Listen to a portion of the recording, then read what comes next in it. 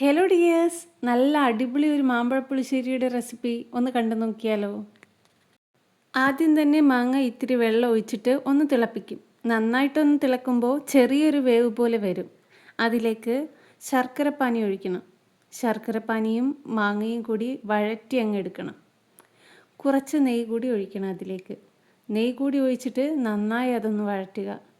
ഇനി ഇതിലേക്ക് ഒരു പിടി തേങ്ങ, തൈര്, കുറച്ച് മഞ്ഞൾപ്പൊടി, കുറച്ച് മുളക് പൊടി ഇവയിട്ട് നന്നായിട്ടൊന്ന് അരച്ചെടുക്കുക.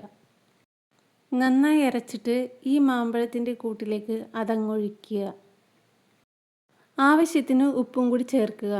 ഇനി വേറൊരു പാനിൽ കടുക്, മുളക്, ഉലുവ ഇത് നെയ്യിൽ തന്നെ വറുക്കണം, വെളിച്ചെണ്ണയിലൊന്നും വറുക്കരുത്.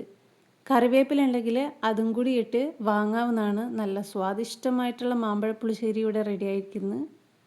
അപ്പോൾ എല്ലാവരും ഇതൊന്ന് ട്രൈ ചെയ്ത് നോക്കാൻ മറക്കല്ലേ. മറ്റൊരു വീഡിയോ ആയിട്ട് വീണ്ടും കാണാം. Please do like, share and subscribe. By.